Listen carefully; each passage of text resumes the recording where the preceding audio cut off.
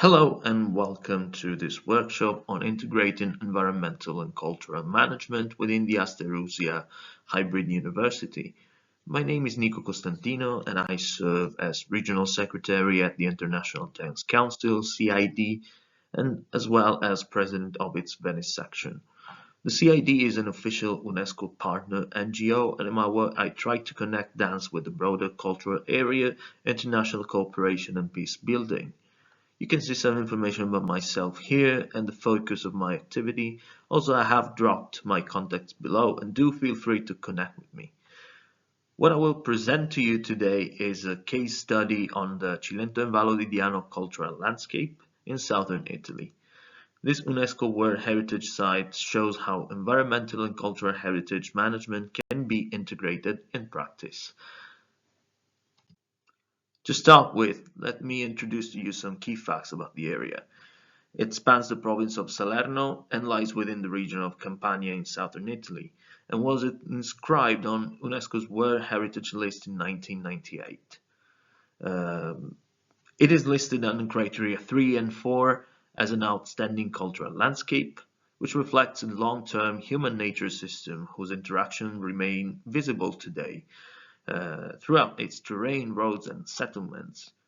This World Heritage Site is a cereal land that covers about 159,000 hectares, with buffer zones of roughly 178,000 hectares. It combines a large natural park with three major cultural components: the archaeological Greek city of Paestum, the remains of Velia, and the monastery complex of the Certosa in Padula. This unique combination of nature and culture is central to its value as a cultural landscape. So, where does the outstanding universal value of the Cilento Vallo di Diano lie? Why it matters? The area is exceptional in the way that human history and natural environment have co-evolved. UNESCO emphasizes that this is a major historical corridor of trade and cultural exchange from prehistoric times through the Middle Ages. It was also a boundary zone between the ancient Greek colonies of Magna Graecia and the indigenous Etruscan and Lucanian peoples. Throughout the landscape we found sanctuaries, villages, castles and religious sites along mountainous areas and ancient routes. Notably, UNESCO points out that the landscapes surrounding Paestum, Velia and Padula are integral to the World Heritage value. This is because the form of the landscape itself, combined with its roots, is what gave rise to settlements, sanctuaries and monuments over several ages of history and qualifies this area as a cultural landscape. The natural environment is treated as essential to the site's integrity. The coastal areas, mountains and valleys form the stage, so to say, for the cultural developments happened throughout the centuries.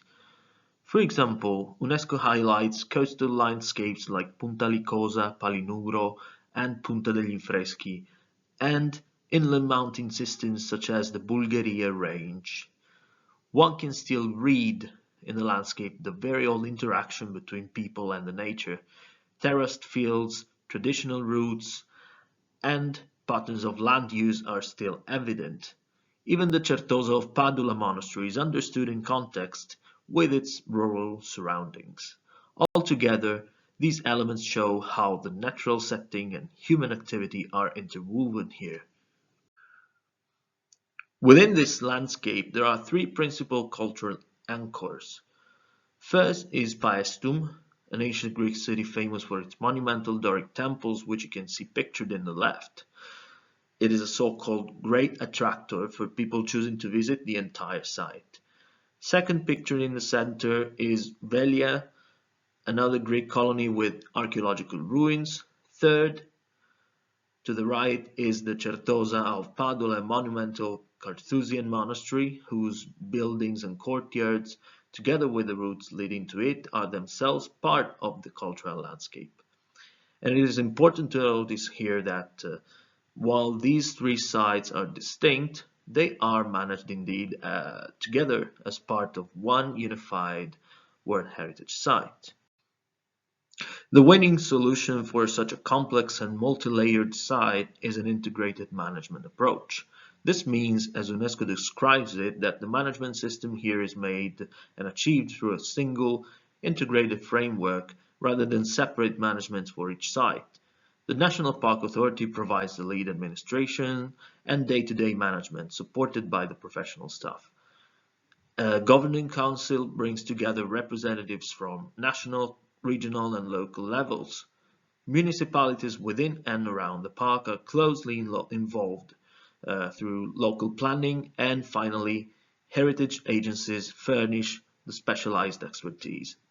In this way, decisions are made through coordinated processes.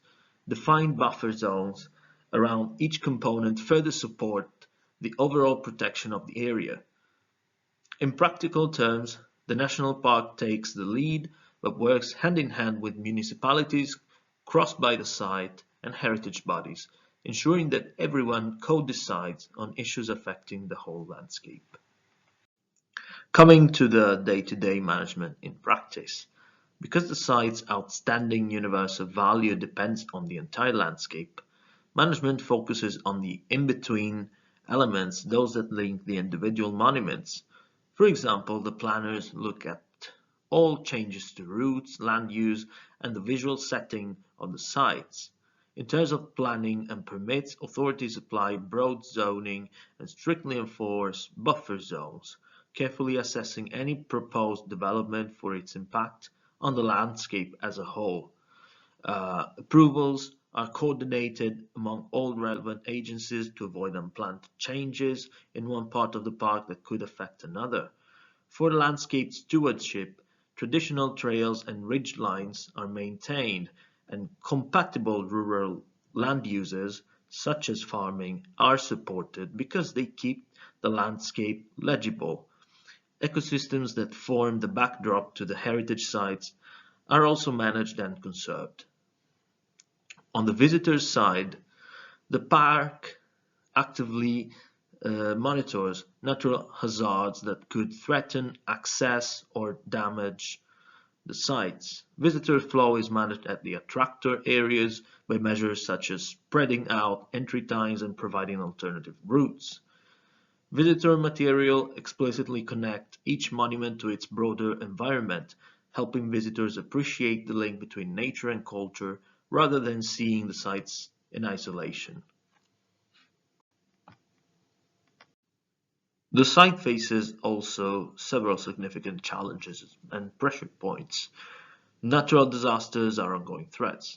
Unregulated development and illegal construction within the park can degrade the cultural landscape's character. The park size is very large, spanning many municipalities, which makes consistent enforcement of rules difficult. Moreover, tourism is concentrated at the major sites, which creates localized pressure on infrastructure and conservation. Site managers therefore prioritize reducing risk and carefully controlling incremental changes. The goal is to preserve the integrity of the landscape by addressing hazards and by guiding development so that it fits with heritage objectives. Despite the challenges, the scale and diversity of the Cilento landscape also provide unique opportunities in what we might call a portfolio management approach. Through this approach, we can protect the overall system of landscapes while guiding local development and visitor activities to the most appropriate areas. For instance, buffer zones can be used to preserve important areas. Visitor materials can be designed around the theme of human-nature relationship, telling the story of the landscape as a whole instead of treating each monument as an isolated attraction. Working with supportive municipalities is also crucial, as locally administrated plans of land use, as happens with agriculture, can be aligned with heritage objectives. A practical example of integrating culture and the place is the Salerno Danza Festival, which stages dance performances at the three major sites: the Temple of Paestum, the ruins of Velia, and inside the Certosa of Padula. These events bring new life to the sites without damage when managed correctly, as we will see later. The key learning here from these events is that they are possible if organizers enforce strict controls. There are some lessons that can be applied at other heritage sites from the Cilento experience. The first one is treat the whole landscape as the primary heritage asset. The connections between sites and their setting are where the outstanding universal value lives. Second, governance works best when anchored in a single coordinating body with clear roles for all partners. Thirdly, use buffer zones and comprehensive planning of land use to manage incremental change before it happens. Fourth, integrate risk management into everyday conservation work. Finally, align visitor management with conservation goals by spreading visitor access across the site, protecting the hotspots, and crafting communication material that emphasizes the link between people and the environment. Significant in engaging audiences and enhance site awareness is the role of dance events. Introducing dance at heritage sites can attract new audiences, local residents, young people, arts enthusiasts who might not otherwise visit. Dance transforms a visit into an emotional, embodied experience. The body reads the architecture and landscape in a unique way through dance performances. They generate shareable stories through photos, videos, and the media, all tied back to the site's UNESCO values. Over time, such events build local pride and stewardship. More people come to know and care for the place, volunteer, and engage in dialogue with heritage institutions. In fact, this approach has deep roots. In ancient Greek sanctuaries, music and movement were integral to public rituals. The very form of the temples evokes that heritage. In this way, dance becomes a powerful interpretative rule. Myths, worship, and civic life of antiquity become comprehensible even to visitors without a specialist background. An effective format is to hold a site-specific dance performance preceded by a brief introduction, like 5 to 7 minutes, providing context for the audience. Dance events at archaeological sites have many benefits, as we have seen. However, these events must be managed carefully, and they have significant challenges as well. From the experience in Cilento, some practical lessons have emerged. Clear rules are vital to start with. Establish maximum audience numbers, define allowed movement routes, and ensure that any stage or setup is easily reversible and causes no permanent change. Choose performance areas that are resilient or apply temporary ground protection. Always monitor the impact during and after the event, and allocate part of the budget to maintenance or interpretive improvements. The guiding principle here is simple. The protection of the site comes first. Only then can we focus on the performance or exhibition itself. Thank you for your attention. I hope this case study of Cilento and Valodiano has provided you with useful insights into integrated natural and cultural heritage management.